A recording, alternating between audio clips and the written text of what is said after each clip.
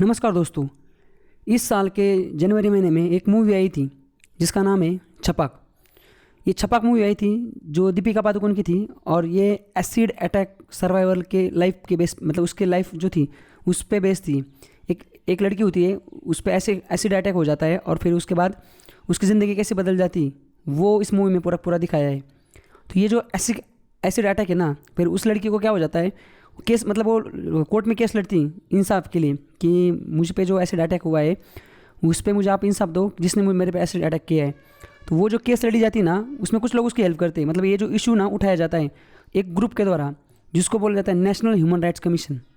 National human rights commission द्वारा ये जो लड़की है इसको इंसाफ दिलाया जाता है। तो ये ह्यूमन राइट्स जो है वो क्या होता है पता है आपको? आपने ये वर्ड सुना होगा ना कि आर्टिकल 370 के हटने के बाद कश्मीर में ह्यूमन राइट्स का वायलेशन हुआ। समझ गए? या दंगा हुआ, वहाँ पे ह्यूमन राइट्स का वायलेशन हुआ, इन लोगों को मॉब के द्वारा मारा गया, ह्यूमन राइट्स का वायलेशन हुआ। तो ह्यूमन राइट का वायलेशन ये आपने काफ़ी बार न्यूज़ में देखा होगा, समझ गए आप? बट ये ह्यूमन राइट्स एक्चुअली होता क्या है, मानव अधिकार वो क्या होता है, समझ गए? तो आज के लेक्चर में हमें वही जानना है कि ह्यूमन राइट्स होता क्या है और ये हमारे देश में जो नेशनल ह्यूमन राइट्स कमीशन है ये क्या है, समझ गए आप? तो नमस्कार दोस्तों, स्वागत है आपका। ये हमारा पॉलिटी का 64 नंबर का लेक्चर है और हम देख रहे थे हमारे देश की जो नॉन कॉन्स्टिट्यूशनल बॉडी उसको, और उसमें हमने प्रीवियस लेक्चर तक नॉन कॉन्स्टिट्यूशनल बॉडी जो है उसमें नीति आयोग देखा था और नेशनल डेवलपमेंट काउंसिल इसको हमने देखा नहीं क्योंकि ये एक्चुअली अभी डिसकंटिन्यू हो चुकी है। इसका यूज़ फंक्शनिंग ये पिछले 5-10 साल में फंक्शनिंग में नहीं है, इसलिए इस पर कोई क्वेश्चन वोश्चन आएगा नहीं, ये डिजॉल्व हो चुकी है, समझ गए? तो इसलिए हम डायरेक्ट स्विच करें तीसरे इस पर नेशनल ह्यूमन राइट्स कमीशन पे। तो नेशनल ह्यूमन राइट्स कमीशन जो है इसको आज हम देखने वाले, ये पॉलिटी का जो नॉन कॉन्स्टिट्यूशनल बॉडी उसका तीसरा चैप्टर है। तो चलिए शुरुआत करते हैं। देखो, नेशनल ह्यूमन राइट्स कमीशन में हमें इतनी चीज़ें देखनी, इसको देखो 10 मिनट में भी खत्म कर सकते हैं, पर इसमें बहुत मैं डिटेल में आपको बताने वाला हूँ। उसके फंक्शन, वर्किंग वगैरह जो है कुछ चीज़ें ऐसे उस पर क्वेश्चन भी नहीं आता, पर इसको भी हम फास्ट फॉरवर्ड इसलिए देखने वाले कि as a citizen of this nation आपको ये चीज़ें पता होनी चाहिए कि ये ह्यूमन राइट्स कमीशन क्या होता है, ह्यूमन राइट्स क्या होता है, सारी चीज़ें समझ गए आप? तो सबसे पहले आपको ये बता दो ह्यूमन राइट्स क्या होते हैं। देखो, किसी भी देश में ना उस देश के जो सिटीजन है उनको एक लिबर्टी उनको चाहिए होती है, मतलब फ्रीडम भरी लाइफ, इक्वलिटी भरी लाइफ और डिग्निटी भरी लाइफ। मतलब उनको डिग्निटी जो है ना, खुद का आदर सम्मान, वो उनकी इक्वलिटी और उनकी जो फ्रीडम है, लिबर्टी, ये जो चीज़ें ना उनको ज़िंदगी जीने के लिए ये चीज़ें चाहिए, समझ गए आप? जैसे अगर आप किसी कंपनी में काम करते हो तो ऐसा नहीं कि वहाँ पे एक दूसरा एम्प्लॉय उसको चाय देगी कंपनी और आपको नहीं देगी, समझ गए? या आपकी जो डिग्निटी, ऐसा नहीं कि आपसे एक घृणता भरा व्यवहार किया जाएगा समाज में। तो आपको एक डिग्निटी मिलनी चाहिए समाज के हर एक, मतलब आप जहाँ पे भी काम कर रहे हो, कहीं पे भी हो, आप स्टूडेंट हो, कुछ भी हो, तो हर एक हमारे देश में हर एक आदमी को लिबर्टी, इक्वलिटी, डिग्निटी ये दी है हमारे आर्टिकल 21 में, आपको पता होगा, राइट टू प्राइवेसी वगैरह सारी चीज़ें दी। अगर इन चीज़ों का अगर वायलेशन हो जाता है, ह्यूमन के इस राइट का अगर वायलेशन हो जाता है तो वो ह्यूमन राइट होता है, समझ गए? मतलब ह्यूमन, हम बोलते हैं ना ह्यूमन राइट का वायलेशन हो गया। हर एक इंसान को एक डिग्निटी भरी लाइफ जीने का हक है हमारे देश में। अगर ये डिग्निटी भरी लाइफ जीने में अगर इसको कोई वायलेट कर रहा है, समझ गए? जैसे कुछ लोग हैं वो किसी एक आदमी को पीट रही है, कोई एक लड़की उस पर एसिड फेंका जा रहा है, किसी कोई एक लड़की उसका रेप हो रहा है, तो ये तो बाकी तो क्राइम, रेप तो बाकी उसको उस पर तो बाकी आईपीसी की धारा लगी ही लगी, पर सबसे पहले क्या वो ह्यूमन राइट का वायलेशन हो चुका है, उस इंसान की डिग्निटी भरी लाइफ का वायलेशन हो चुका है, समझ गए? तो ये ह्यूमन राइट मतलब क्या, हर एक आदमी को एक डिग्निटी भरी लाइफ जीने का हक है। अगर वो हक जो है उसको अगर किसी तरीके से वायलेट किया जाता है तो वो उस आदमी के ह्यूमन राइट का वायलेशन हो जाता है, समझ गए आप?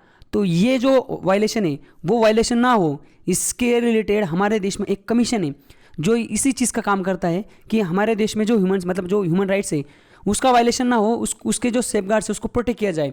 तो हमारे देश में कमीशन है, नेशनल ह्यूमन राइट्स कमीशन, ये सेंट्रल लेवल पे, और स्टेट लेवल पे स्टेट ह्यूमन राइट्स कमीशन हर एक स्टेट में।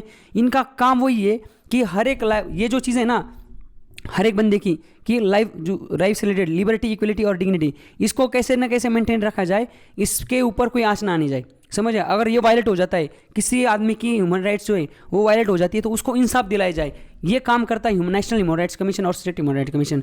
तो आज का जो लेक्चर है उसमें हम ये जानने की कोशिश करने वाले हैं कि नेशनल ह्यूमन राइट्स कमीशन क्या होता है, समझ गए आप? तो देखो, सबसे पहले क्या है, हमारे देश में 1993 में हमारे देश में एक एक्ट पास किया गया था, protection of human rights act, समझ गए? पार्लियामेंट से पास किया गया था और उस एक्ट में लिखा था कि हमारे देश में एक नेशनल ह्यूमन राइट्स कमीशन होगा।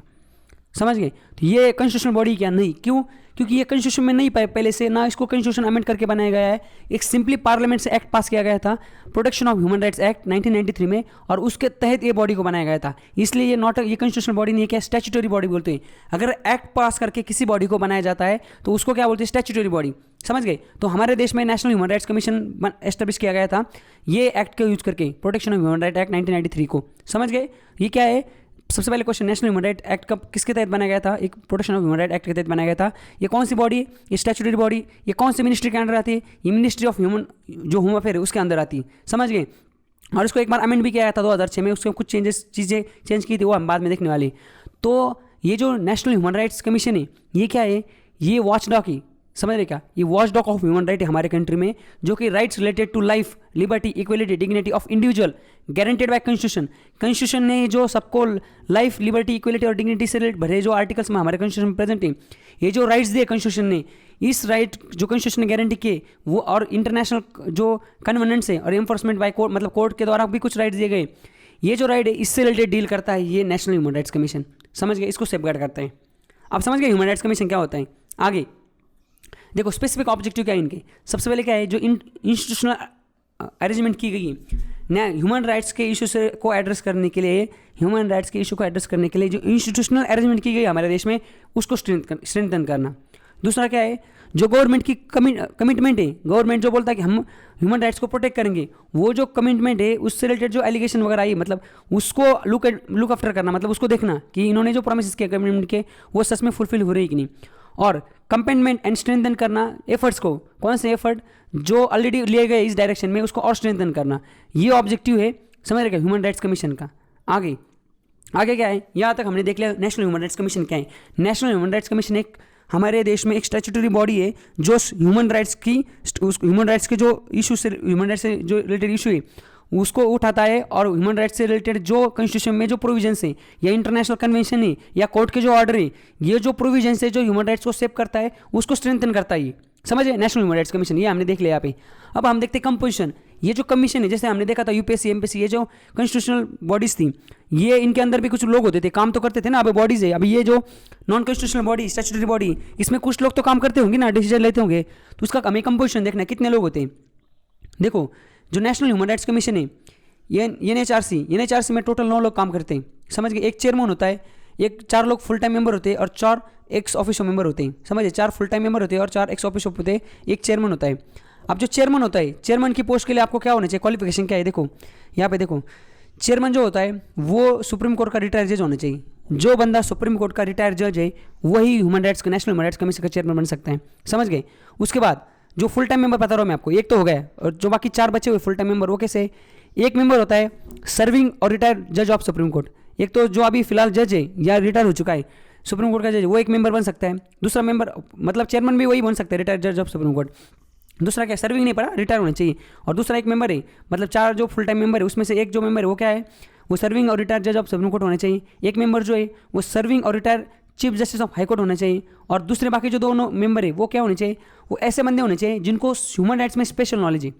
समझ गए, जिन्होंने स्पेशल नॉलेज हासिल की है ह्यूमन राइट्स में, ऐसे 2 लोग, एक लोग जो सुप्रीम कोर्ट का रिटायर्ड जज होना चाहिए या सर्विंग होना चाहिए, एक बंदा ऐसा होना चाहिए जो सर्विंग और रिटायर हाई कोर्ट का जज होना चाहिए। ऐसे 4 लोग और एक सुप्रीम कोर्ट का रिटायर्ड जज, ऐसा एक चेयरमैन, ऐसे कितने हो गए, 5 हो गए क्या अभी फिलहाल, मतलब 4 फुल टाइम मेंबर हो गए, एक चेयरमैन हो गया, और बाकी जो एक्स ऑफिस चेयरमैन मेंबर है, जो फुल टाइम मेंबर नहीं, वो कौन होते हैं, एक ये चेयरमैन्स होते हैं अलग अलग।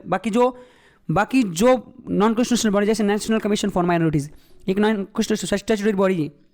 उसके बाद नेशनल कमीशन फॉर, ये एक्चुअली ये constitutional body, national commission for schedule cast, national commission for schedule tribe, ये दोनों क्या, ये constitutional body. National commission for women, national commission for minorities, ये नॉन स्टैट्यूटरी बॉडी। ये 2 बॉडी के चेयरमैन और ये 2 बॉडी, ऐसे 4 जो बॉडीज है, समझ गए, इनके जो चेयरमैन है ये ह्यूमन राइट्स कमीशन के एक्स ऑफिशियल चेयरमैन। क्यों? क्योंकि देखो ह्यूमन राइट्स में क्या आता है, देखो किसी अगर शेड्यूल कास्ट के बंदे पे कोई ये होती है, जाती होती है, मतलब इंजस्टिस होता है, उसका ह्यूमन राइट का वायलेशन होता है, शेड्यूल ट्राइब या वुमन या माइनॉरिटी, तो ये बंदे भी तो होने चाहिए वहाँ पे। अब जैसे एसिड अटैक हुआ था, वो छपाक मूवी देखी हमने, तो जैसे एक बंदा होगा उसमें national commission for human rights में एक एक्स ऑफिशियल चेयरमैन होगा जो नेशनल कमीशन फॉर वुमन से बिलोंग करेगा, वो बोलेगा वुमन के ऊपर अत्याचार हुआ है, समय एट्रोसिटी हुई है, आप उस पर इन्वेस्टिगेशन कीजिए, उस पर एसिड अटैक हुआ है। समझ गए। तो इस तरीके से हमने ये देखा भी कि नेशनल ह्यूमन राइट्स कमीशन जो होता है उसमें टोटल 9 लोग होते हैं, एक चेयरमैन होता है जो हमारा हाई कोर्ट है, जो सुप्रीम कोर्ट है, सुप्रीम कोर्ट का रिटायर्ड जज जो होता है वो चेयरमैन होता है, बराबर है। उसके बाद 4 फुल टाइम मेंबर होते हैं, समझ गए। और जो चार होते फुल टाइम मेंबर होते हैं, एक तो होता है उसमें सुप्रीम कोर्ट का सर्विंग रिटायर्ड जज, एक होता है हाई कोर्ट का सर्विंग रिटायर्ड जज, और 2 लोग ऐसे होते हैं जिनके पास स्पेशल नॉलेज है, समझ गए। और बाकी 4 लोग जो होते हैं वो बाकी जो नेशनल कमीशन है हमारे यहाँ पे, नेशनल कमीशन फॉर फॉरेनिटी, national commission for women, national commission for schedule caste, schedule tribe, ये ऐसे 4 लोग। ऐसे हमने देखा कितने लोग होते, टोटल 9 लोग होते, समझ गए। अब 9 लोग होते, पर इनको अपॉइंटमेंट कैसे की जाती? देखो, इनकी जो अपॉइंटमेंट है ना, ये 9 लोग की, ये प्रेसिडेंट द्वारा की जाती है। प्रेसिडेंट ऑफ इंडिया ना इनकी अपॉइंटमेंट करता है, और उसकी अपॉइंटमेंट करने के लिए यहाँ पे एक कमेटी बैठती, समझ गए। 6 मेंबर कमेटी होती है, वो कमेटी इन लोग की अपॉइंटमेंट करती। मतलब हमने क्या जाना, हमने ये जानने की कोशिश की कि जो नेशनल ह्यूमन राइट्स कमीशन होता है उसमें 9 लोग होते हैं, एक चेयरमैन होता है, और ये 4 ये 4 कौन होते हैं वो हमने देख लिया, ये 4 कौन होते हैं वो देख लिया। चेयरमैन की क्वालिफिकेशन रिटायर्ड जज of high court, supreme court, ये भी हमने देख लिया। बट भाई इनको अपॉइंटमेंट कैसी होती है? इनकी अपॉइंटमेंट प्रेसिडेंट ऑफ इंडिया करते हैं, बट अपॉइंटमेंट करने के लिए 6 मेंबर की कमेटी होती है, वो कमेटी इनके नाम सजेस्ट करती। मतलब ये 9 लोग कौन होंगे? ये प्रेसिडेंट ऑफ इंडिया अपॉइंट तो करते हैं, बट नाम इनके कौन, प्रेसिडेंट ऑफ इंडिया खुद इनके नाम डिसाइड नहीं करते, इनके नाम 6 मेंबर कमेटी डिसाइड करती है, और वो प्रेसिडेंट ऑफ इंडिया को देती है, और उसके बाद प्रेसिडेंट ऑफ इंडिया इनको अपॉइंट करते हैं। तो वो 6 मेंबर कमेटी में कौन कौन होता है? सबसे पहले होते हैं चेयरमैन कौन होते हैं? Prime minister. हमारे देश के जो प्राइम मिनिस्टर है वो चेयरमैन होते हैं उस कमेटी के। उसके बाद जो स्पीकर ऑफ लोकसभा है वो एक होते हैं, डेप्यूटी चेयरमैन ऑफ राज्यसभा है वो एक मेंबर होते हैं, leader of opposition of both the houses, मतलब हमारे यहाँ पे जो दोनों हाउसेस है पार्लियामेंट के, लोकसभा राज्यसभा, उसके जो लीडर ऑफ अपोजिशन है वो होते हैं, और उसके बाद सेंट्रल होम मिनिस्टर होते हैं, समझ गए। ये 1 2 3 ये 4, और दोनों लीडर ऑफ राज्यसभा लोकसभा ये 2, 4 और 2 6, ऐसे 6 मेंबर की कमेटी होती है। ये 6 मेंबर नाम डिसाइड करते हैं, और ये प्रेसिडेंट ऑफ इंडिया को देते हैं। उसके बाद प्रेसिडेंट ऑफ इंडिया उस तरीके से इन 9 लोगों को अपॉइंट करते हैं, समझ गए फिलहाल अभी। तो इस यहाँ तक हमने फिर नेशनल ह्यूमन राइट्स कमीशन का जो कंपोजिशन है उसमें कौन कौन लोग होते हैं? 9 लोग होते हैं, एक चेयरमैन होता है, 4 एक्स ऑफिशियल चेयर मेंबर होते हैं, और 4 परमानेंट मतलब फुल टाइम मेंबर होते हैं। ऐसे 9 लोग हमने देख लिए। उनको अपॉइंट करने के लिए जो 6 मेंबर कमेटी होती है वो भी हमने देख लिया, उसमें कौन कौन लोग होते हैं वो भी हमने देख लिया, समझ गए। अब यहाँ तक तो हो गया। ह्यूमन राइट्स कमीशन क्या है? स्टैट्यूटरी बॉडी है जो कि नेशनल जो ह्यूमन राइट्स है उसके वायलेशन मतलब उससे रिलेटेड काम करती है, उसका कंपोजिशन भी देख लिया। अब ये जो लोग हैं जिनको अपॉइंट किया गया है प्रेसिडेंट के द्वारा, इनका टेन्योर देखते हैं हम, इनका टेन्योर देखते हैं, और इनको रिमूव कैसे किया जाता है वो भी हम देखते एक बार। देखो इनका टेन्योर कितने साल का होता है? एक तो 5 साल का होता है। इनको जब अपॉइंटमेंट होती है 5 साल और 70 साल के इस तक, विच एवर अर्लियर। मतलब कोई बंदा है उसको 60 साल में ह्यूमन राइट्स कमीशन का मेंबर बना दिया तो 65 साल का टेन्योर, 65 तो काम कर सकता है। बट कोई बंदा है उसका एज ऑलरेडी 67 है, और अगर उसको ये जो ह्यूमन राइट्स कमीशन उसका अगर मेंबर बनाया जाता है तो 70 साल में वो रिटायर हो जाएगा, मगर उसकी सर्विस 3 साल की होगी, समझ गए। मतलब विच एवर ऑलरेडी, जब जो जल्दी हो जाएगा, एक तो 5 साल या 70 साल से पहले, ये उनका टेन्योर होता है। देखो tenure after the tenure chairman of member, ये दोनों के तो मतलब ये जो चेयरमैन है या मेंबर है नेशनल ह्यूमन राइट्स कमीशन के, अपना टेन्योर खत्म होने के बाद ना तो स्टेट गवर्नमेंट में ना सेंट्रल गवर्नमेंट में ये कहीं पे भी एम्प्लॉयमेंट के लिए एलिजिबल नहीं है, बाद में एम्प्लॉयमेंट के लिए एलिजिबल नहीं। इनकी सैलरी जो है वो सेंट्रल गवर्नमेंट डिसाइड करता है नेशनल ह्यूमन राइट्स कमीशन की, समझ गए। तो हमने यहाँ तक टेन्योर भी देख लिया 5 और 70, समझ गए। यहाँ पे 9 लोग हैं, 1 4 + 4 प्रेसिडेंट ऑफ इंडिया और 6 मेंबर कमेटी। उसके बाद क्या है, ये 5 और 70 5 साल या 70 साल, यह इनका टेन्योर हो गया। अब हम इसको देखते हैं रिमूवल। अगर कोई नेशनल ह्यूमन राइट्स कमीशन का मेंबर है, उसको अगर अपने पद से हटाना है तो कैसे हटा सकते हैं? देखो उनको कौन हटा सकता है? सबसे पहली चीज़ है president of India can remove the chairman और member from the office on the following circumstances. नीचे दिए हुए सर्कमस्टेंसेस में उनको हटा सकते हैं। सबसे पहले क्या है, एक तो क्या है एडजन एंड इन्वॉल्वमेंट, उसका अगर एडजस्ड एंड इंसॉल्वेंट होगी तो उसको हटा सकते हैं। एंगेजेस, अगर वो एंगेजेस है during his term of office, उसके ऑफिस के टर्म में, in any paid employment outside the duties, उसकी ड्यूटी छोड़ के बाकी अगर पेड एम्प्लॉयमेंट में मतलब वो बाकी कहीं से पैसा ले रहा है तो उस पर भी उसको हटा जा सकता पद से। Unfit to continue in the office by the reason of infirmity of mind और बॉडी, उसका इनफर्टिमिटी ऑफ मतलब उनकी मानसिक हालत या उसकी बॉडी की हालत सही ना हो तो उसको पद से हटाया जा सकता है। अनसाउंड माइंड, दिमाग में अगर लंगड़ा है वो, समझ रहे क्या, मेंटल बैलेंस भूल गया है उसको भी निकाल सकते हैं। Convicted and sentence to imprisonment for offences, अगर उसने कोई क्राइम किया है उससे रिलेटेड अगर उसको जेल हो जाती है तो भी उसको पद से हटा सकते हैं, समझ गए। इसके बावजूद और एक रीज़न है, इन एडिशन प्रेसिडेंट, चेयरमैन और any member of human right commission उसको हटा सकते हैं अगर वो प्रूव हो जाता है कि ये मिसबिहेवियर है, और ये एक तो मिसबिहेव करते हैं या इनकैपेबल है, समझ गए। तो प्रेसिडेंट ऑफ इंडिया जो नेशनल ह्यूमन राइट्स कमीशन है उसके मेंबर को हटा सकते हैं। बट हटाने के लिए कैसे हटाएंगे, देखो प्रेसिडेंट ऑफ इंडिया जो है वो सुप्रीम कोर्ट को मैटर भेजते हैं। सुप्रीम कोर्ट को बोलते हैं कि ये जो रीजन है, देखो इस रीजन में ये बंदे को पाया गया है, एक तो ये 4 या ये रीजन यहाँ का, इस रीजन में इस बंदे को पाया गया है, आप इसको इंक्वायरी करो। सुप्रीम कोर्ट उसकी इंक्वायरी करता है और अगर इंक्वायरी में ये चीज़ पाई जाती है कि हाँ इनके ऊपर जो एलिगेशन लगे, इनके ऊपर जो दाग लगे वो सच में वो सही है, उसके बाद सुप्रीम कोर्ट की रिपोर्ट के बाद प्रेसिडेंट ऑफ इंडिया उनको अपने पद से हटा देते हैं। समझ गए। Salary allowances and other condition of services of chairman and member, इनकी मेंबर और चेयरमैन की जो सैलरी कितनी होगी, अलाउंसेस इनको कितना बाकी अलाउंसेस मिलता है, या इनकी सर्विस की कंडीशन क्या है, ये डिटरमाइन की जाती है सेंट्रल गवर्नमेंट द्वारा। समझ गए। इनको अपॉइंटमेंट के बाद, एक तो अपॉइंटमेंट से पहले इनको जो पावर हो, उसके बाद वो डिसएडवांटेज नहीं किया जा सकता उनकी ड्यूटी के बाद। समझ गए। ये एक बार इनकी ड्यूटी ज्वाइन हो जाती है उसके बाद आगे क्या है, याद रख हमने देखा कि रिमूवल ऑफ चेयरमैन हो गई। उसके बाद हम अब इनके फंक्शन देखते हैं। इनको रिमूव कैसे किया जाता है, इनको सुप्रीम कोर्ट रिमूव करता है। बाकी उनकी 3-4 मतलब हमने 4-5 चीज़ें देखी। इसके ऊपर अगर मतलब ये चीज़ों में अगर उनके ऊपर एलिगेशन लगते, सुप्रीम कोर्ट का वो मैटर हमारे देश के प्रेसिडेंट ऑफ इंडिया भेजते, सुप्रीम कोर्ट उस पर इंक्वायरी करते, इंक्वायरी बाद अगर दोषी पाए जाते हैं तो प्रेसिडेंट ऑफ इंडिया उनको अपने पद से हटा देते हैं। समझ गए। यहाँ तक हमने देख लिया। अब हम देखते हैं फंक्शन, ये जो नेशनल ह्यूमन राइट्स कमीशन इसके फंक्शन क्या क्या है वो एक बार जानने की कोशिश करते हैं।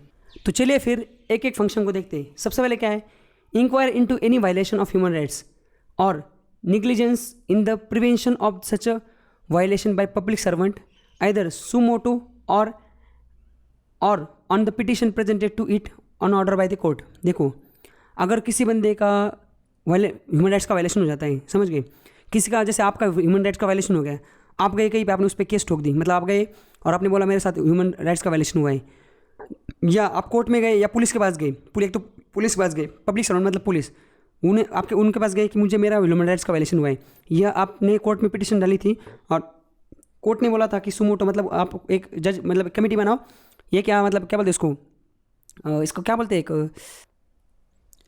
ट्रिब्यूनल बनाओ, ट्रिब्यूनल मतलब 2-4 लोग मिला के आप इस केस को सॉल्व करो, या वो ट्रिब्यूनल आपके मतलब जो ये हुआ है, एक तो पुलिस पब्लिक सर्वेंट या कोर्ट के ऑर्डर के बाद ये सुमोटो कोई ट्रिब्यूनल बनाए, वो ट्रिब्यूनल ने आपके केस को लिया है और वो लोग अगर उस चीज़ को निगलेक्ट कर रहे, आपकी ह्यूमन राइट्स का जो वायलेशन हुआ है उसको निगलेक्ट कर रहे, समझ गए, तो उस चीज़ पे इंक्वायरी कर सकते हैं नेशनल ह्यूमन राइट्स कमीशन। समझ गए। सीधी भाषा में मतलब किसी के साथ ह्यूमन राइट्स का वायलेशन हुआ है बट वो उसके लिए जस्टिस के लिए कहीं गया है और उसको जस्टिस नहीं मिल रहा है, पब्लिक सर्वेंट द्वारा मतलब गवर्नमेंट के जो लोग हैं वो निग्लिजेंस दिखा रहे, समझ गए, समझ रहे क्या, तो उस चीज़ को प्रिवेंट, समझ रहे क्या, उस चीज़ को प्रिवेंशन करने के मतलब वायलेशन जो हुए उसको प्रिवेंट करने के लिए, तो ऐसे पब्लिक सर्वेंट जो है उस पर ये इंक्वायरी कर सकते हैं उसकी भी। या सिंपल चीज़ देखो, किसी का ह्यूमन राइट्स का वायलेशन हुआ है तो उस पर इंक्वायरी हो सकती है, उस पर ये लोग इंक्वायरी कर सकते हैं, या किसी पब्लिक सर्वेंट ने या कोर्ट के ऑर्डर के बाद भी कोई पब्लिक सर्वेंट है वो किसी के जो ह्यूमन राइट्स का वायलेशन हुआ है उसको सीरियस नहीं ले रहा है उसको भी इंक्वायरी कर सकते हैं। मतलब इन केस ह्यूमन राइट्स से रिलेटेड सारी चीज़ें पे ये इंक्वायरी कर सकते हैं कौन, नेशनल ह्यूमन राइट्स कमीशन। दूसरी चीज़, intervene in the any proceeding involving allegation of violation of human rights before the मतलब pending before the court.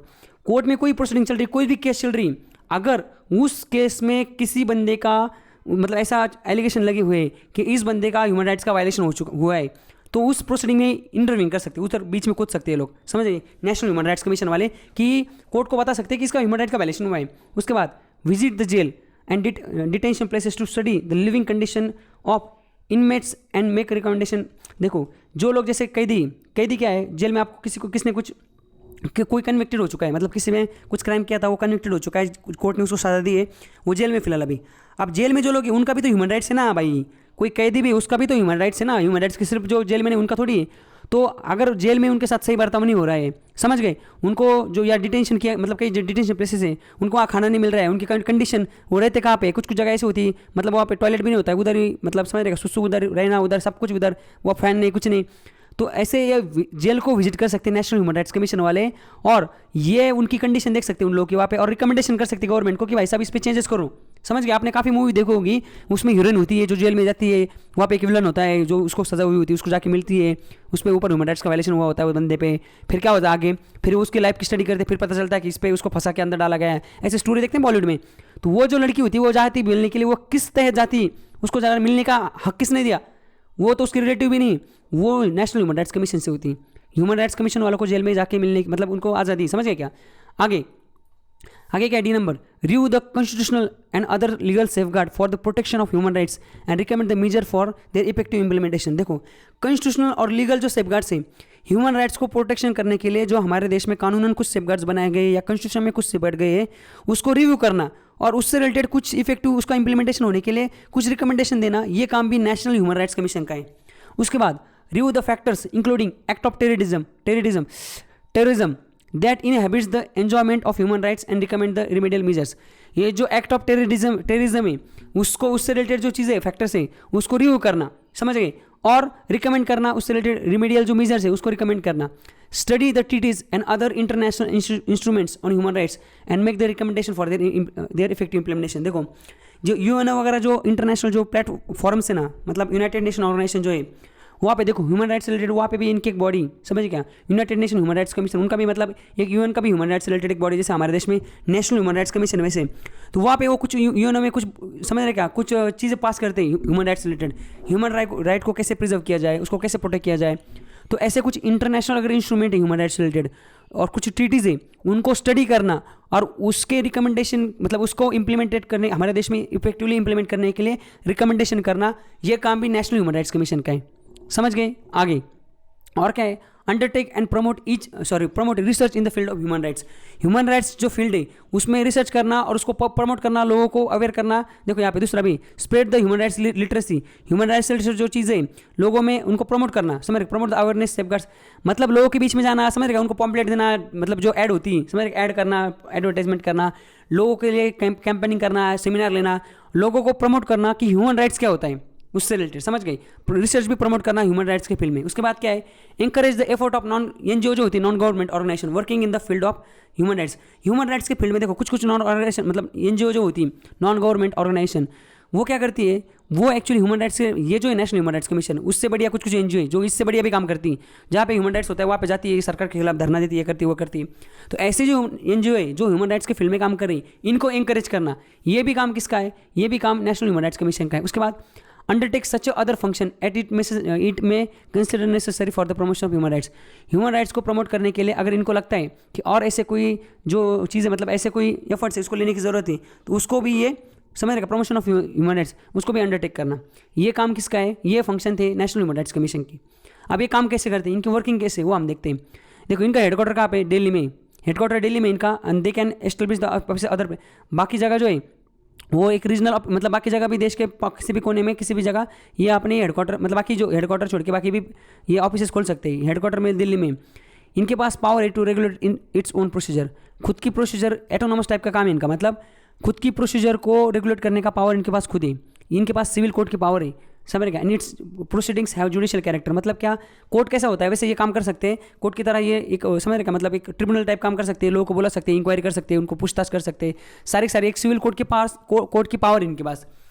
They may call the information और रिपोर्ट फ्रॉम सेंट्रल गवर्नमेंट और state government और any other authority सब ordinate there, समझ रहे, there to, मतलब इनके पास civil court की पावर है, तो ये किसी से भी कोई भी टाइप की इंफॉर्मेशन मांग सकते हैं, सेंट्रल गवर्नमेंट, स्टेट गवर्नमेंट, समझ रहे क्या, मतलब सिक्योरिटी से रिलेटेड छोड़ के बाकी जो रिपोर्ट या इन्फॉर्मेशन है ह्यूमन राइट्स से रिलेटेड, इनके केसेस से रिलेटेड इनको कुछ अगर इन्फॉर्मेशन चाहिए तो ये किसी अथॉरिटी, मतलब जो हमारी पीएससी होती है गवर्नमेंट की, कंपनीज वगैरह या किसी गवर्नमेंट से रिलेटेड को ऑफिस से, स्टेट गवर्नमेंट, सेंट्रल गवर्नमेंट, इनसे ये कोई भी रिपोर्ट या इन्फॉर्मेशन मांग सकते हैं।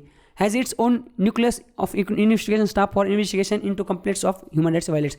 इनके पास क्या है, खुद का इन्वेस्टिगेशन स्टाफ है, खुद का इन्वेस्टिगेशन स्टाफ है, मतलब क्या, ये खुद इन्वेस्टिगेट करते हैं कि अगर कोई चीज़ हुई है कि कहीं पे ह्यूमन राइट्स का वायलेशन हुआ है तो उसका रीज़न क्या है, ये क्या है, इनके पास खुद का स्टाफ है, खुद ही उसका इन्वेस्टिगेशन करते हैं।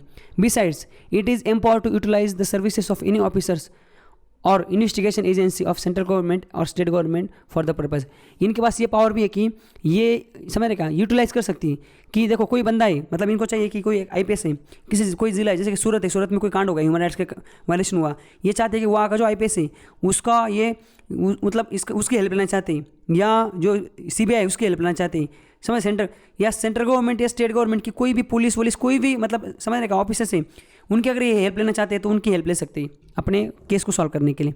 समझ गए। आगे इनके देखो, दे एस्टेब्लिश द इफेक्टिव कॉर्पोरेशन होते हैं, एनजीओ के साथ ये एक्चुअली इफेक्टिव कोऑर्डिनेशन इफेक्टिव कर सकते हैं with first hand information of human rights के वायलेशन के बाद ये इन्फॉर्मेशन लेने के लिए एनजीओ के साथ भी इफेक्टिव कॉर्पोरेशन एस्टेब्लिश कर सकते हैं।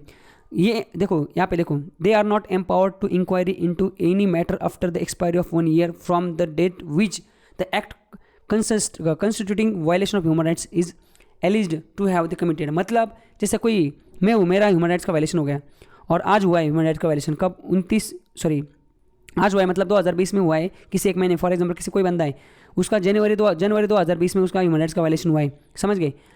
तो ये जो नेशनल ह्यूमन राइट्स कमीशन वाले हैं उनको 1 साल का ड्यूरेशन है, ये फरवरी 2021 में अगर केस लेके उस केस को उठाएंगे और अगर ये बोलते हैं कि ये बंदा है इसका ह्यूमन राइट्स का वायलेशन हुआ था पिछले साल, 1 साल 11 महीने पहले, मतलब 1 साल और उसके बाद 13 महीने पहले, तो वो जायज़ नहीं। मतलब नेशनल ह्यूमन राइट्स कमीशन को वही ह्यूमन राइट्स वायलेशन पे मतलब ये कुछ भी काम कर सकते हैं या मुद्दा उठा सकते हैं जो 1 साल पुराना हो, बस 1 साल से ज़्यादा हो तो उस पर काम नहीं कर सकते, समझ रहे क्या। तो लुक मतलब ये उसी मैटर पे लुक कर मतलब काम कर सकते हैं विद इन 1 ईयर, जो जिसका जो ऑकरेंस जो है मतलब 1 साल से पहले हुआ है उस पर ही काम कर सकते हैं। आप समझ गए होंगे अभी आगे। द वर्किंग ऑफ कमीशन, देखो ये जो है द कमीशन में take any of following steps during the upon the completion of the inquiry. देखो इनका जो इंक्वायरी होता है उसके टाइम पे नीचे दिए हुए स्टेप्स है, कोई भी स्टेप ले सकते हैं। देखो ये कोई जैसे कि कोई स्टेट गवर्नमेंट या सेंट्रल गवर्नमेंट है, वहाँ पे कोई ह्यूमन राइट्स का वायलेशन हुआ है तो ये रिकमेंड कर सकते हैं उस कंसर्न गवर्नमेंट, स्टेट गवर्नमेंट या स्टेट गवर्नमेंट को कि मेक पेमेंट ऑफ कंपनसेशन और डैमेजेस टू द विक्टिम। मतलब जो विक्टिम है उसको जो लॉस हुआ है उसको आप कंपेंसेट करो या उसके जो डैमेज है उसको आप थोड़ा बहुत पैसा दे दो। ये कंसर्न गवर्नमेंट को ये भी रिकमेंड कर सकते हैं कि देखो inhibition of authority of inhibition proceeding of prosecution और any other action against the guilty of public servant. मतलब अगर इनको लगता है कि ह्यूमन राइट्स जो हुआ है इसके खिलाफ ये लोग जो है किसी पब्लिक सर्वेंट के पास गए थे, कोर्ट में गए थे, पुलिस में गए थे, बट ये लोग इन्होंने इनको पब्लिक सर्वेंट ने इनको हेल्प नहीं की थी और ये जो है ना इसमें इन्वॉल्व थे, तो ऐसे लोगों के खिलाफ एक्शन लेने के लिए भी ये रिकमेंड कर सकते हैं। उसके बाद क्या है, grant the immediate interim relief to the victim. कोई विक्टिम है उसको इमीडिएट आप उसको रिलीफ दीजिए, मतलब उसको कुछ पैसा वैसा कुछ हेल्प कीजिए, ये भी वो कंसर्न गवर्नमेंट को रिकमेंड कर सकते हैं। उसके बाद क्या है, ये अप्रोच कर सकते हैं सुप्रीम कोर्ट या हाई कोर्ट को concern for the necessary direction और ऑर्डर और रिट्स। देखो ह्यूमन राइट्स का वायलेशन जो फंडामेंटल राइट्स हमारे, देखो फंडामेंटल राइट्स का अगर वायलेशन हो जाता है तो उसके खिलाफ देखो ये जो आर्टिकल 21 राइट टू प्राइवेसी, ये जो 2017 में जो एक ये आई थी सुप्रीम कोर्ट की जजमेंट आई थी Puttaswamy versus union of India. तो पुट्टास्वामी जो है उसमें सुप्रीम कोर्ट ने बोला था कि आर्टिकल राइट टू प्राइवेसी क्या है, फंडामेंटल राइट है। फंडामेंटल राइट क्या होता है, फंडामेंटल राइट ऐसा होता है जिसके वायलेशन अगर हो जाए तो आप सुप्रीम कोर्ट में या हाई कोर्ट में जा सकते हो। और सुप्रीम कोर्ट में क्या है आर्टिकल 32 और हाई कोर्ट में आर्टिकल 226। इसके तहत सुप्रीम कोर्ट और हाई कोर्ट आपका जो फंडामेंटल राइट का वायलेशन हुआ है उस पर रिट जारी कर सकते हैं। मतलब 4-5 टाइप की रिट्स होती है, वो हमने देखा था शुरू में, समझ रहे क्या।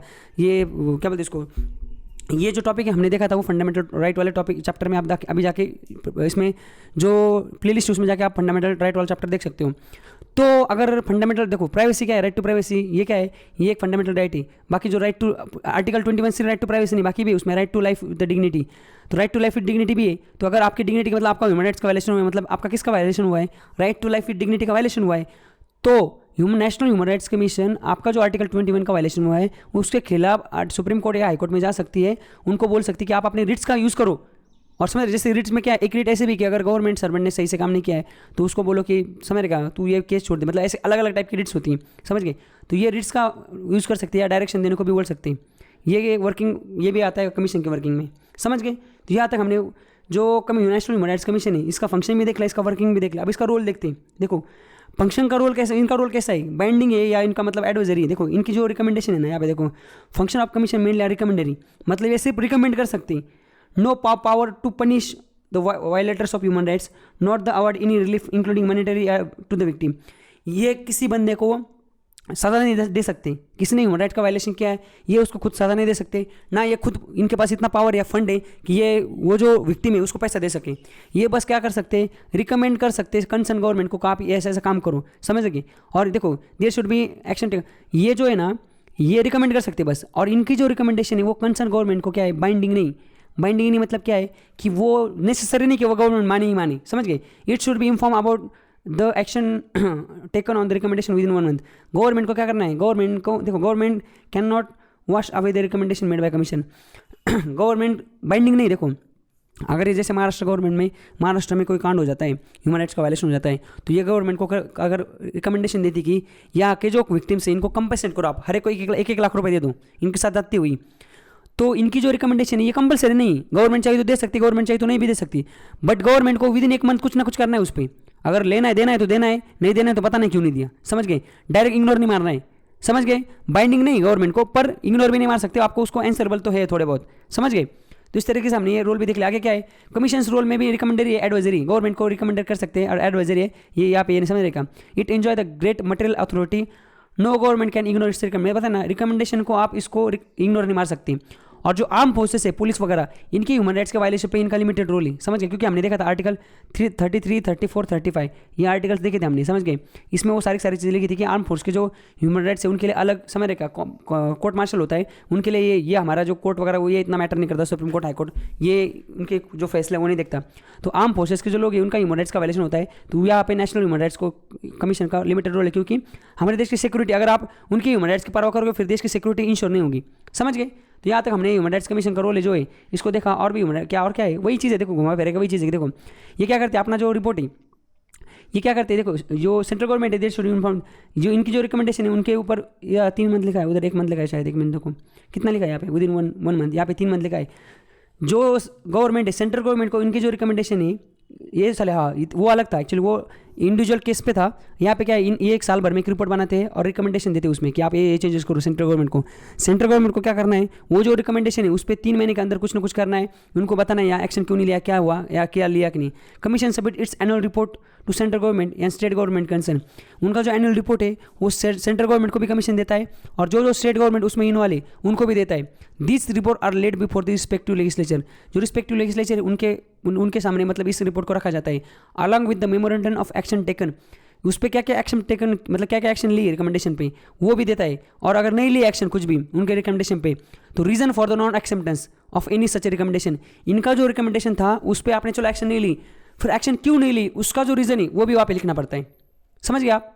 तो यहाँ तक हमने ये जो रोल था कमीशन का वो देख लिया। आगे देखते हैं परफॉर्मेंस ऑफ द कमीशन। देखो परफॉर्मेंस ऑफ द कमीशन मतलब क्या, ये इन्होंने अब तक क्या क्या काम किया, क्या क्या परफॉर्म किया सही से। देखो वेरियस ह्यूमन राइट इशू, इन्होंने कौन से ह्यूमन राइट्स को उठाए वो हमें देखना है, जो बहुत बड़े बड़े मतलब हाईलाइटेड। देखो various human right issue taken up by commission, human rights जो काफ़ी ह्यूमन राइट्स जो इशू है उन्होंने उठाए थे वो मुद्दे, वो कौन से ह्यूमन राइट्स के इशू को देखते। देखो इस पर क्वेश्चन आएगा नहीं, पर आपको मैं जस्ट बताता हूँ ताकि आपको क्लैरिटी आएगी कि कौन से इशू में ये हाथ डाल सकते हैं। देखो abolition of bonded labour, bonded labour मतलब बंधा हुआ मजदूर, मतलब जो होता है ना सालाना किसी को काम पे रखते हैं, समझेगा, वो आप उसको अबॉलिशन करने के लिए इशू जो था इन्होंने उठाया था। उसके बाद functioning of mental hospital eight Ranchi, Agra and Gwalior, जो मेंटल हॉस्पिटल है वहाँ की जो फंक्शनिंग है उसमें झोलता, उधर भी वो इशू इन्होंने उठाया था क्योंकि मेंटल लोग उनका भी तो ह्यूमन राइट्स है। उसके बाद क्या है, functioning of government protection home woman का जो गवर्नमेंट प्रोटेक्शन होम है आगरा में, उधर भी फंक्शनिंग से रिलेटेड इन्होंने मुद्दा उठाया था। इशू कंसर्निंग तो राइट टू फूड जो है, खाने के राइट जो है उससे रिलेटेड इन्होंने उठाया था। चाइल्ड मैरिज रिस्ट्रेन एक्ट 1929, ये जो एक्ट है इसको रिव्यू करने को बोला था, इसमें कुछ झोल था, उसको रिव्यू करने का भी मुद्दा इन्होंने उठाया था। उसके बाद क्या है, protocols to convention on the child rights of the child, इस पर जो प्रोटोकॉल उसका जो कन्वेंशन है उससे रिलेटेड प्रोटोकॉल जो है उसका मुद्दा उठाया था। Prevention employment of childrens by government servant, ये जो है preventing the employment of childrens by government servant जो है वो जो चिल्ड्रन के एम्प्लॉयमेंट को प्रिवेंट करते हैं। And amendment of services rules, इससे रिलेटेड जो चीज़ है उसको भी उन्होंने उठाया था। Abolition of child labour, guide book for the media on sexual violence against children, ये जो मीडिया है ये जो सेक्शन वायलेंस होता है चिल्ड्रन के खिलाफ उनके लिए गाइड बुक कि आप क्या क्या दिखा सकते हो क्या क्या नहीं दे सकते, ये भी मुद्दा इन्होंने उठाया था। Trafficking in woman and children, woman trafficking और चिल्ड्रन जो है मतलब वुमन और जो इनको फिजिकल जो यूज़ किया जाता है मतलब प्रोस्टिट्यूशन के लिए या कुछ भी बाकी चीज़ों के लिए। देखो manual for judiciary for gender क्या है सेंटिस्टिफिकेशन, इससे रिलेटेड जो चीज़ है वुमन और चाइल्ड ट्रैफिकिंग मतलब क्या, इनका मिसयूज होना, समझेगा ह्यूमन का मतलब एक तो इनको ट्रैफिकिंग में ढकल दे रहा है या इनसे इनके विल के खिलाफ कुछ काम करवाया जा रहा है, तो ये ट्रैफिकिंग वुमन एंड चिल्ड्रन जो है ये मुद्दे को भी इन्होंने उठाया था। आगे यहाँ पे देखो sensational programme on prevention of sex tourism and trafficking, ये जो सेंसलाइजिंग जो प्रोग्राम होते हैं जो सेक्स टूरिज्म और ट्रैफिकिंग से रिलेटेड होते हैं इसको भी उन्होंने इस पर भी हाईलाइट किया था। Maternal anaemia on human rights, इसको भी देखा था। Rehabilitation of destitute woman in, ये क्या है वृंदावन में जो ये क्या है रिहैबिलिटेशन ऑफ डिस्टिट्यूट वुमन जो है वृंदावन में डिस्टिट्यूट वुमन जो है ना उनके खिलाफ भी एक मुद्दा उठाया था। Combating the sexual harassment woman at work place में जो मतलब फीमेल होती औरतें होती इनके ऊपर जो सेक्सुअल हरासमेंट होता है ना, उस सेक्सुअल हरासमेंट के खिलाफ बाद में जो पिस्को एक्ट बनाया था गवर्नमेंट ने, पिस्को एक्ट बनाया था कि ये पिक्स एक्चुअली वो चिल्ड्रन के लिए था या इनके लिए भी था, पता नहीं, ये चिल्ड्रन के लिए था शायद। वर्क जो औरतें होती है जो वर्क पे वहाँ पे काम करते हैं, उनके बॉसेस वगैरह जो होते हैं उनकी सेक्सुअल हरासमेंट करते हैं, उनको ब्लैकमेल करते हैं, इससे रिलेटेड जो चीज़ें इनका मुद्दा इन्होंने उठाया था। Harassment of woman passenger, train में जो वुमन है उनका हरेसमेंट होता है वो भी, और अबॉलिशन ऑफ मैनुअल स्कैवेंजिंग, ये जो लोग काम करते हैं आर्टिकल 15 आपने मूवी देखी होगी, उसमें जो ये जो नाले वाले गंदे नाले होते हैं उसके अंदर ये लोग जाते हैं, उधर साफ सफाई करते हैं, उसको बोलते हैं मैनुअल स्कैवेंजिंग। वो जो चीज़ है उसको भी अबॉलिशन करने का मुद्दा भी इन्होंने उठाया था। आगे Dalit issue including the atrocities prepared on them, atrocity जो होती है दलित पे वो issue, problems face by denotified and nomadic tribes, ये जो एसटी समाज के लोग होते हैं उसके अंदर भी ना, ये उनके अंदर भी मतलब एसटी के अंदर भी कुछ गरीब एसटी होते हैं, डिनोटिफाइड एंड नोटेबल ट्राइब्स बोलते हैं उनको, तो वो उनके जो प्रॉब्लम है उससे related issue. Right on disable person, जो डिजेबल पर्सन है जिसको दिव्यांग बोलते हैं उनका राइट टू हेल्थ, जो पर्सन है एड्स एंड HIV से अफेक्टेड उनका help, relief work of victim on Orissa cyclone, Orissa में जो 1990 में साइक्लोन हुआ था उससे रिलेटेड जो रिलीफ वर्क है, ये भी ऐसे काफ़ी मुद्दे जो है ये नेशनल ह्यूमन राइट्स कमीशन उठाए थे। और भी देखो, monitoring on the relief measure undertaken after the Gujarat earthquake, Gujarat earthquake जब हुआ था 2001 में, तो मॉनिटरिंग रिलीफ मेजर क्या क्या रिलीफ ली गई थी उन लोगों के लिए, उसका इशू डिस्ट्रिक्ट कंप्लेंट अथॉरिटी बनाई थी, हर एक डिस्ट्रिक्ट में कंप्लेंट कर सकते हैं नेशनल ह्यूमन राइट्स से related. Population policy, development on human rights, development and human rights जो है पॉपुलेशन कैसे कंट्रोल करना है, review on status including the terrorism and क्या dispute activism draft, protection of terrorism bill 2000 साल में आया था, प्रोटेक्शन ऑफ टेररिज्म बिल आया था। इसको एक्चुअली पार्लियामेंट के जो दोनों सदन है ना वो राजी नहीं थे, तो इसको जो जॉइंट सदन है, जॉइंट सेशन ऑफ पार्लियामेंट को बुला के इसको पास किया गया था। प्रिवेंशन ऑफ टेररिज्म बिल 2000 जो हमारे पार्लियामेंट बैठक हुआ था उसका उस टाइम वाजपेयी की सरकार थी, तो ये इशू भी इन्होंने उठाया था, समझ गए। तो इस तरीके से और भी है भाई, कितने अभी, अरे बाप रे बहुत ही, और देखते हैं fast forward. Protection of human rights in the area of insurgency and terrorism guideline, उसके बाद setting of the human rights cell in the state city police headquarter, human rights के जो सेल्स इसको हर एक सिटी में स्टेट में police headquarter वहाँ पे रखना है। Check the custodial death rape and torture rape और कस्टोडियल डेथ, जो जेल में रेप डेथ हो जाती है किसी की उसको वो भी देखना है। Accession of conviction against the torture के खिलाफ जो कन्विक्शन है, यहाँ पे जेनेवा कन्वेंशन है, जेनेवा कन्वेंशन क्या बोलती है, टॉर्चर नहीं करना है किसी को, समझ गए। हमने उस कन्वेंशन को एडॉप्ट तो किया पर रेटिफाई नहीं किया है, मतलब पार्लियामेंट से उसको पास नहीं किया है, मतलब हमारे देश में टॉर्चर चलता है पुलिस केस में, बाकी देशों में नहीं चलता। Discussion on adoption of refugee law on country, refugee law जो है कंट्री में उसको अडॉप्ट करना है।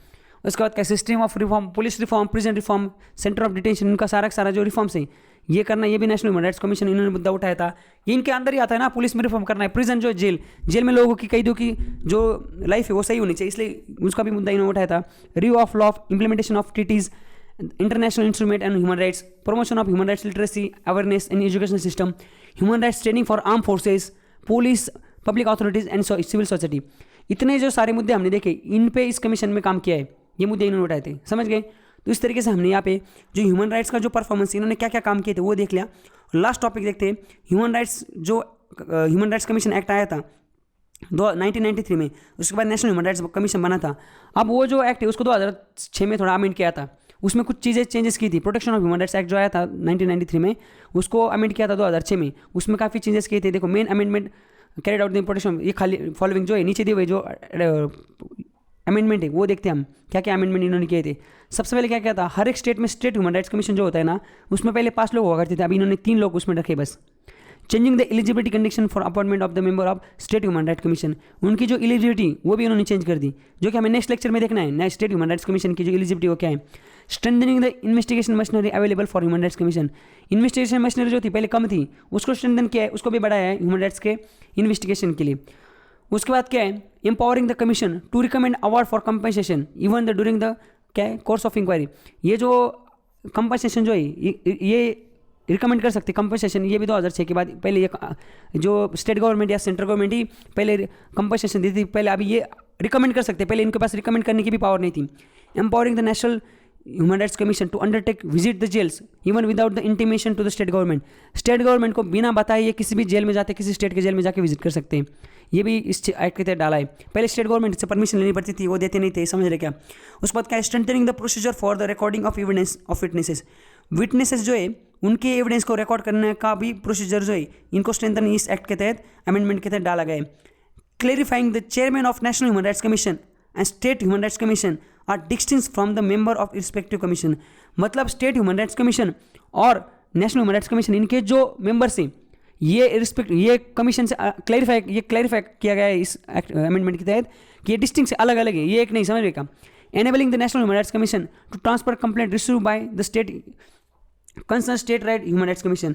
नेशनल ह्यूमन राइट्स कमीशन को ये पावर दी गई है कि स्टेट ह्यूमन राइट्स कमीशन के पास जो कंप्लेंट है ये उस कमीशन को कंप्लेंट को ट्रांसफर कर सकते हैं, समझ गए। उसके बाद और क्या है, enabling the chairperson of member of National Human Rights Commission to address their resignation in written to the president and chairman of member of State Human Rights Commission to governor of state concerned। मतलब अगर कोई human rights commission का chairman है, national human rights commission का या state human rights commission का chairman या member है, दोनों जगह मेंबर या चेयरमैन, अगर नेशनल का है तो वो रिजाइन कर सकता है प्रेसिडेंट को, अगर स्टेट का है तो वो रिजाइन कर सकता है गवर्नर को। उसके बाद क्लैरिफाई किया गया था absence of any member in selection committee for the selection of chairman and member of national human rights commission और state human rights commission will not vitiate the decision taken by the such committee. मतलब ये जो है, ये अगर कोई member absent नहीं, समझेगा, कोई मेंबर है, 6 मेंबर है, उसमें से कोई मेंबर एब्सेंट है सेलेक्ट कमेटी का, अगर एब्सेंट है और उसके बाद भी अपॉइंटमेंट होती तो उस चीज़ को क्या वीडिएट नहीं किया जाता, मतलब वो जो डिसीजन है उसको खारिज नहीं किया जा सकता, वो माना जाएगा। Providing the chairperson of National Human Rights Commission for scheduled caste cases and chairman of National Human Rights Commission for scheduled tribe as a member of National Human Rights Commission। जैसे हमने देखा ना 9 मेंबर होते हैं, 9 member जो होते हैं national human rights commission के, एक होता है चेयरमैन, बाकी जो चार होते हैं फुल टाइम मेंबर होते हैं। एक तो जज होता है सुप्रीम कोर्ट का क्या बोलते हैं उसको, सर्वाइव, मतलब अभी जो प्रेजेंट जज है सुप्रीम कोर्ट का या रिटायर्ड जज, समझ गए, वो एक मेंबर होता है।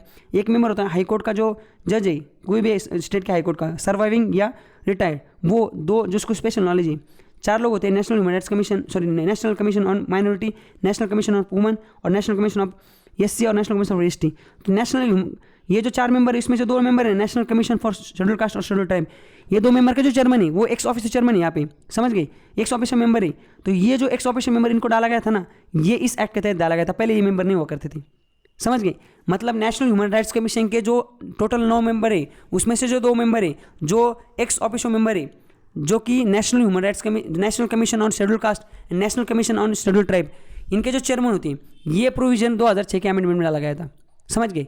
इस तरीके से हमने नेशनल ह्यूमन राइट्स कमीशन है उसका जो अमेंडमेंट है, लास्ट वाला जो टॉपिक था 2006 में क्या क्या अमेंडमेंट किए गए थे, जिसको भी देख लिया।